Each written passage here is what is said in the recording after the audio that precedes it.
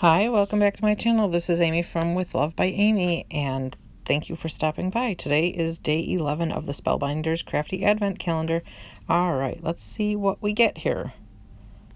Here's day 11. Let's check this out. It looks like we got some dies and, sentiment dies, and they have a little banner that comes with them. Cool. These are some good ones. I've not used these before. So I'm going to use some of my pre-made backgrounds and turn them into some cards. So these are just some of the backgrounds that I've created, and I have not completed them yet. So I'm going to pick out a few because I want to try to use all the sentiments. And I know that I need some birthday cards coming up for some friends of my kiddos. So we'll see what we can find here. Alright, so this one was a watercolor with a stamped image over it. And then I took a strip of that yellow paper and I embossed it with the embossing folder we got earlier in the advent calendar. And then we're going to trim the background down. And here we're going to die cut all of our all of our sentiments. And I did end up using the metal shim with my die cutting machine. You may not need to use it with yours, but my die cutting machine is really old. I did die cut all of them, but I did some of them off camera just because nobody needs to see me die cut all the things. I didn't do anything magical, just die cut. So I am going to layer some of these the sentiments on a different color of cardstock. I'm not 100% sure exactly how you're supposed to use these. And for some reason, when I did it in black, I thought it looked stunning in person, but it was really hard to capture it on camera. So it looks like it's completely unreadable, but in person it's totally readable. So I decided to kind of like pick out some colors or some complementary or contrasting colors from the cards, the backgrounds that I already had made. And I did some banners in without any die cut words in them for background of the little banner. And then we will assemble them all.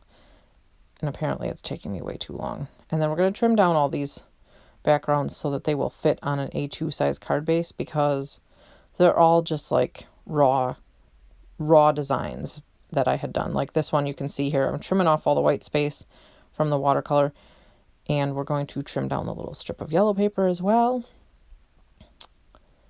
and keep assembling. So I have a fun story. The first day we got the mailbox die, right? Yeah, my son is a 5-year-old and he was flipping through the pictures on my phone and he saw it. And he's like, "Mama, what is that? Is it a garbage can?"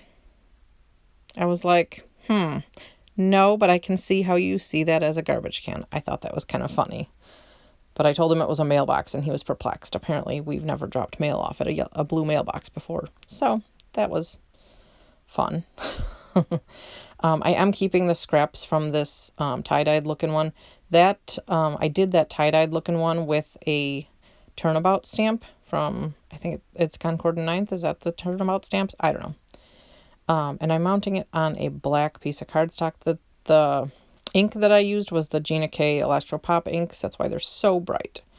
And I love them for their bright colors. And the one that you see on the left-hand side, that was Gina K Electropop inks as well. And I covered it up with some black homemade texture paste that I made. I think that I did a video about my homemade texture paste. If not, I will make some more one of these days and make a video. And this one, the cardstock that I used, it's kind of shimmery silver. It is some Nina Solar metallic cardstock, I believe. I bought it at like an office supply store or something like that. And I just put a backer banner on this card. And here I am just measuring it to make sure it's going to be the right size for my card base.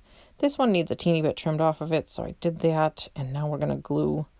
It has texture to it, obviously. I put the texture paste on it, so I'm going to leave the magnets on there so that it will stick, hopefully. I did put that one on a white card base. That one went on a white card base as well.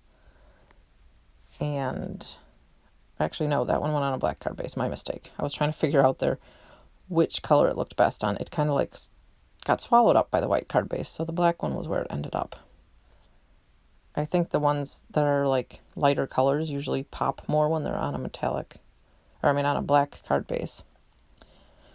I really did like how that one turned out. All right, so here's all the finished products. I'm doing a little video of them just because there's 4 of them. Here's the watercolor card.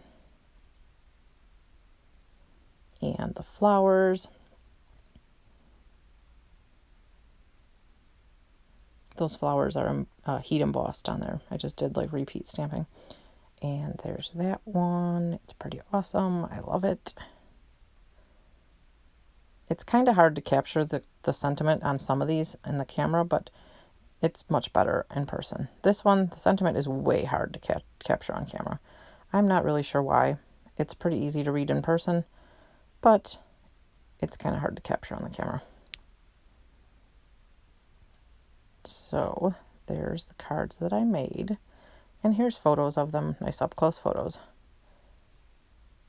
I love how they turned out. I love that I'm using my supplies that I've already, like, projects that I've already done.